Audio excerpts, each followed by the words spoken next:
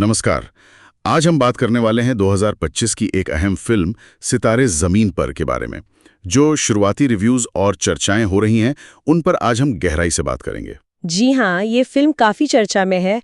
एक तो ये तारे जमीन पर की तरह है, मतलब उसकी स्पिरिचुअल सीक्वल कह सकते हैं। हाँ, और स्पेनिश फिल्म चैंपियंस का ऑफिशियल रीमेक भी है ये। बिल्कुल।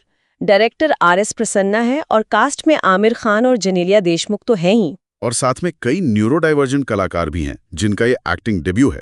ये बात काफ़ी खास है। बहुत खास। तो आज हमारा मकसद यही है कि इस फिल्म की पेशकश कैसी है, लोगों को कैसी लग रही है और इसका असल संदेश क्या है। तो चलिए शुरू करते हैं।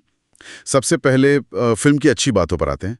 सबसे ज्यादा जिसकी तारीफ हो रही है वो है न्यूरो डाइवर्जेंट वयस्कों का चित्रण। हाँ, मतलब ऑटिज्म, डाउन सिंड्रोम या दूसरी बौद्धिक अक्षमता वाले लोग दिखाया गया है।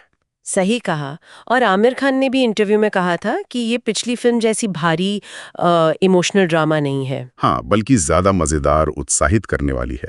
वीरदास ने भी कहा कि ये आम बॉलीवुड एक्शन फिल्मों से हटकर मतलब ताजगी भरी है। और ये बात सीधे जुड़ती है दर्शकों पर हुए असर से। सुनने में आया है कि शुरुआती स्क्रीनिंग में लोग रो पड़े। अच्छा। जी हाँ। और दर्शील सफारी जो पहली फिल्म में थे, उन्होंने कहा कि फिल्म देखकर उनका दिल बहुत भर गया, मतलब खुशी महसूस हुई। सुधा मूर्ति जी ने तो इसे भावनात्मक और दार्शनिक तौर पर आंखें खोलने वाली कहा। वाह।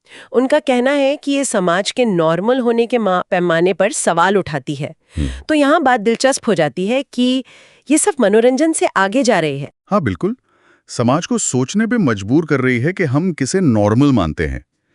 लेकिन ऐसा भी नहीं है कि सब तारीफ ही कर रहे हैं, कुछ आलोचनाएं भी सामने आई हैं। हाँ, वो तो होता ही है। जैसे न्यू इंडियन एक्सप्रेस के कार्तिक भारद्वाज हैं, उनका मानना है कि कहानी थोड़ी मतलब प्रिडिक्टेबल है, सीधी है। और शायद वो 2007 वाली तारे ज़मीं पर जैसी इमोशनल बारीकियां नहीं है इसमें। हाँ, कुछ वैसा ही। और कुछ लोगों को ये लाल सिंह चड्ढा की तरह थोड़ी मेलोड्रामेटिक भी लगी है। अच्छा। और आमिर के किरदार गुलशन की कुछ हरकतें हैं जो शायद हंसाने के लिए हैं, पर कभी-कभी थोड़ी बचकानी लगती हैं। तो वो किरदार की गहराई से ध्यान भटका सकती हैं शायद। बिल्कुल।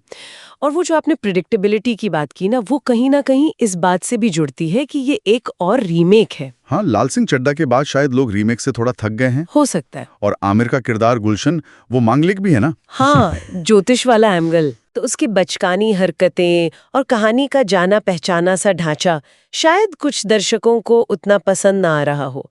ये सवाल तो बनता ही है कि एक और रीमेक कितना सफल हो पाया है। सही बात है। अब अगर एक्टिंग पर आए तो आमिर खान की लगन की तारीफ हो रही है। हाँ, सुना है उन्होंने किरदार के लिए काफी मेहनत की है। एक कुल भले ही किरदार के चित्रण पर कुछ सवाल हों, पर उनकी कोशिश दिखती है। जेनेलिया देशमुख के काम को भी सराहा जा रहा है। हाँ, वो काफी वार्मथ लाती हैं स्क्रीन पर। और यहाँ बात वाकई दिलचस्प हो जाती है, क्योंकि ज्यादातर लोग इस बात पर सहमत हैं कि जो न्यूरो डाइवर्जेंट कलाकार है ना, वही फिल्म की असली जान है। बिल्कुल, मैंने भी ये पढ़ा। सोशल मीडिया पर लोग उन्हें असली सितारे कह रहे हैं। उनका प्रदर्शन लोगों के दिल को छू रहा है। और ये बहुत बड़ी बात है।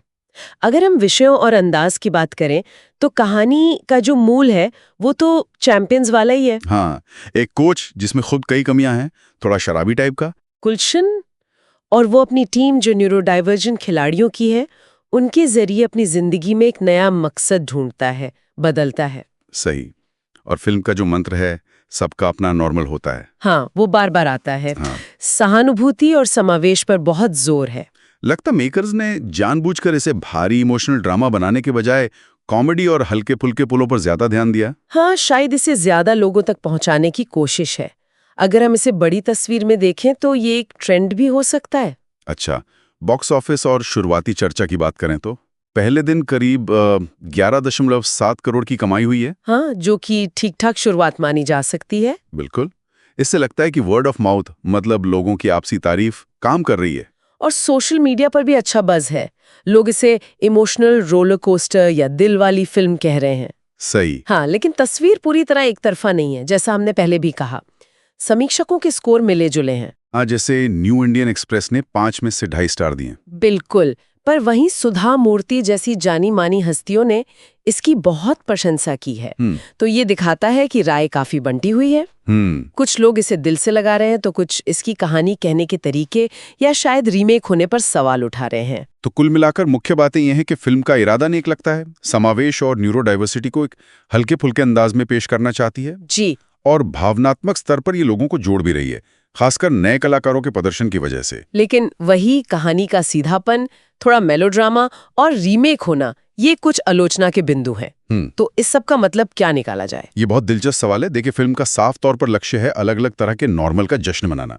वो टैगलाइन है ना, सबका अपना नॉर्मल होता है। हाँ, तो क्या ये जो मिलीजुली प्रतिक्रियाएं आ रही हैं, वो खुद इसी बात का सबूत है कि समाज में भी इस बात पर पूरी सहमति नहीं है कि ऐसी कहानियों को कहने का सही तरीका क्या है? मतलब क्या इसे सीधी सादी कॉमेडी के जरिए कहना बेहतर है, या फिर ज्यादा गहराई वाले गंभीर ड्रामा की जरूरत है? ये बहस शायद फिल्म से भी बड़ी है। सही कहा। ये सोचने वाली बात है कि समाज ऐसी कहानियों को किस रूप में देखना चाहता है।